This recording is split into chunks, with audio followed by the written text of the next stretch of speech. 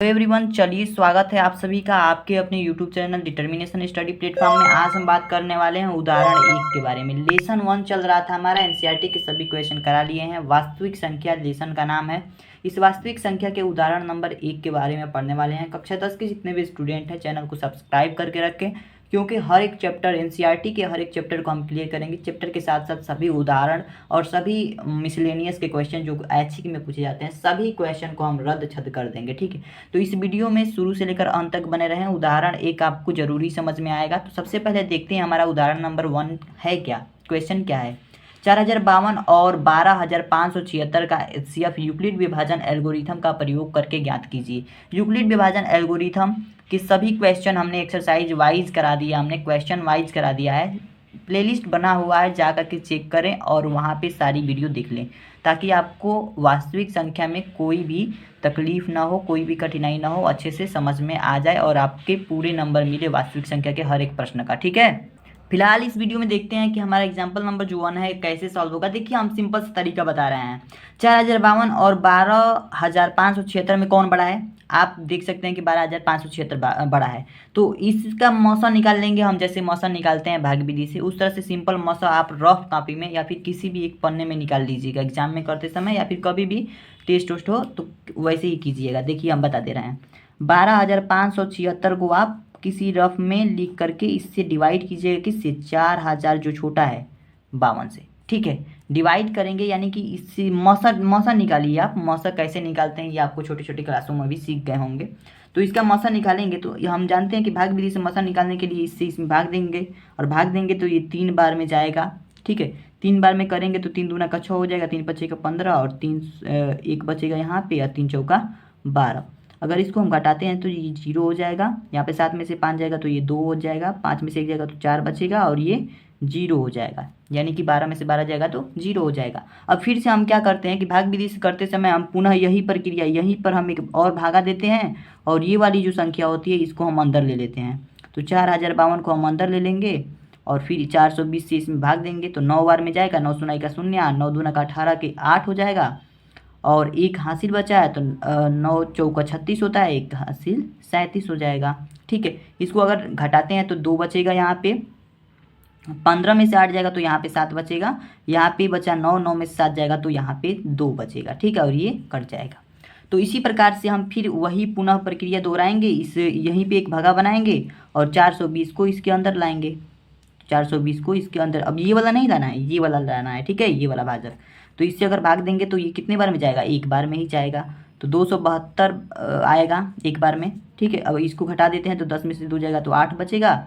यहाँ पे बचा 1, यानी कि 11, 11 में से 7 जाएगा तो 4 बचेगा, और यहाँ पे 3 बचा, 3 में से 2 जाएगा तो 1 बचेगा। ठीक है, 148 आ गया। अब देखिए, यहाँ पे तो जगह नहीं है, तो 148 को हम यहाँ पे लिखते हैं, फिर यहाँ पे भगा देंगे, और ये वाला जो नंबर है इसे हम लिख लेंगे 272।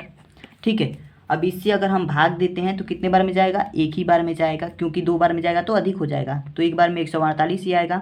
अगर हम इसको घटाते हैं तो यहाँ पे हो जाएगा 12, 12 में से 8 जाएगा तो 4 बचेगा।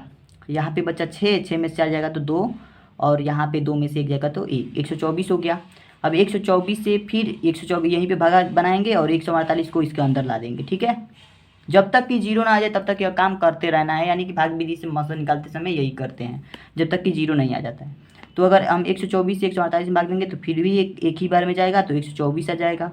अगर इसको घटाते हैं तो 8 में से 4 जाएगा तो 4 बचेगा। यहाँ पे 4 में से 2 जाएगा तो 2 बचेगा, और एक एक कैंसिल।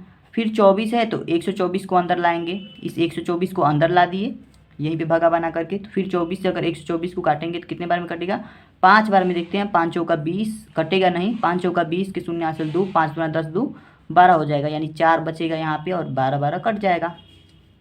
अब देखिए, इस 24 को अंदर लाएंगे, तो इस 24 को यहाँ पे भागा बना करके इस 24 को अंदर ला दिए। तो 4 से काटेंगे तो 24 कितने बार में कट जाएगा? 6 बार में कट जाएगा।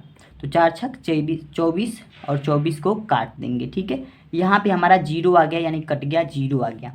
तो यहाँ पे जो भाजक था, जहाँ पे 0 आया वहाँ पे जो भाजक था वही हमारा मौसा कहलाता था।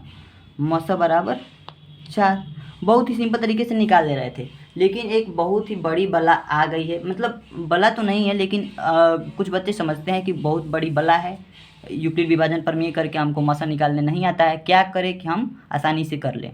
तो बिल्कुल ऐसे करना, आपको रफ में ऐसे कर लेना है। उसके बाद से आपको क्या करना, देखिए आपको हल करते समय लिख देना है बहुत अच्छे तरीके से, ताकि एग्जामिनर आपको फुल में नंबर दे, फुल नंबर दे। लिखना है आपको यूक्लिड विभाजन प्रमेय से, यूक्लिड विभाजन प्रमेय से।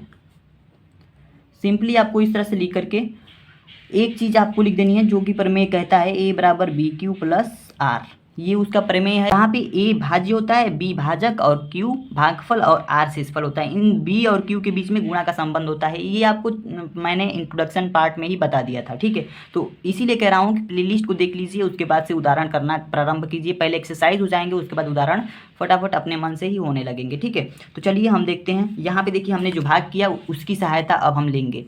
अब देखिए यहाँ पे हमको क्या करना है, यहाँ पे पहले जो हमने किया वो उसको लिख देना है, 12,576 को हमने लिख दिया, यही ए होता है हमारा, ठीक है, यही भाज्य होता है। उसके बाद से भाज्य बराबर लिखना है बी भाजक, भाजक क्या है 4052, यही तो हमारा भाजक है। और भागफल क्या है 3, तो भागफल इसमें क्या है गुणे में 3 लिख देंगे, प्लस में आर, आर क्या है इसमें, इस इतने दूर में यानी कि इन दोनों को भाग देते समय इसमें भागफल शेषफल कौन आया है 420, तो यही आर की जगह पे 420 लिख देंगे, बस हो गया, ठीक है। इतना करने के बाद से आपको क्या करना है, यही प्रक्रिया फिर से यहाँ पे अप्लाई करनी है, लेकिन अब दूसरे चरण से, ठीक है, दूसरे चरण से। इसमें 420 और 4052 में कौन भाज्य है, 4052 भाज्य है, तो 4052 यहाँ पे लिखना है, बराबर भाजक कौन है, यहाँ पे 420 भाजक है, तो 420 लिख देना है।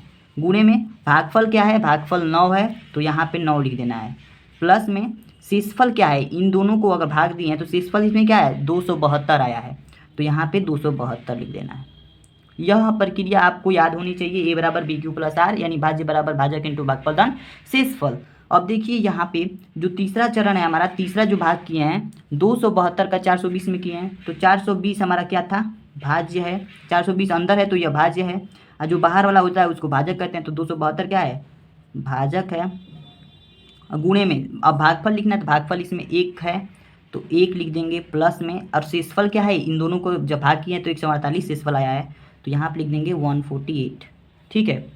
इतना करने के बाद से आपको फिर वही प्रक्रिया करनी है जब तक कि यहाँ अंतिम चरण पूरा ना हो जाए, ठीक है। तो अब देखिए यहाँ पे 148 का 272 से भाग दिए हैं, तो 272 अंदर है, तो 272 क्या हुआ भाज्य हुआ, तो भाज्य बराबर हो जाए भाजक, भाजक क्या है 148, गुणे में भागफल क्या है 1 है, धन शेषफल क्या है इसमें 124 आया है, तो 124 लिख देंगे, ठीक है। सेम वही काम फिर से करना है, फिर 124 से 148 में भाग दिए हैं, तो जो अंदर है 148 इसे हम भाज्य बोलेंगे, तो 148 बराबर हो जाएगा 124 भाजक हो जाएगा।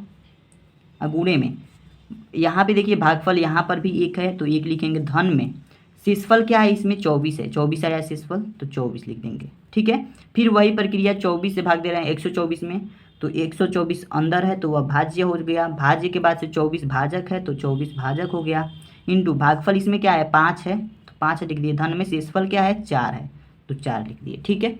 इतना करने के बाद और 2-3 प्रक्रिया है, उसको देखिए। अब क्या करना है, यहाँ पे देखिए अब 24 से तो 124 में हो गया, अब 4 से 24 में भाग देना, बस अब अंतिम चरण आ गया है।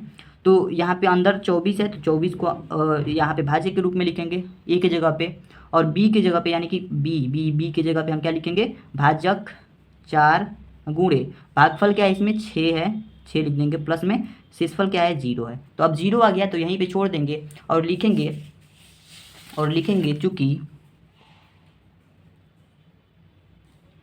चूँकि अंत में जब हमें 0 प्राप्त हुआ तब भाजक 4 था, अतः 4052 और 12,576 का HCF बराबर 4, यही आपका आंसर हो जाएगा, ठीक है। यानी कि 4 जो होगा इसका HCF होगा। तो बस इतनी बड़ी क्वेश्चन को इतनी छोटी शब्दों में हमने बता दिया। तो अगर आपको वीडियो अच्छी लगी हो तो वीडियो को लाइक कीजिए, चैनल को सब्सक्राइब कर लीजिए, हर एक उदाहरण हर एक क्वेश्चन आपको NCERT के मिलेंगे इस पर। तो मिलते हैं नेक्स्ट वीडियो में, थैंक यू।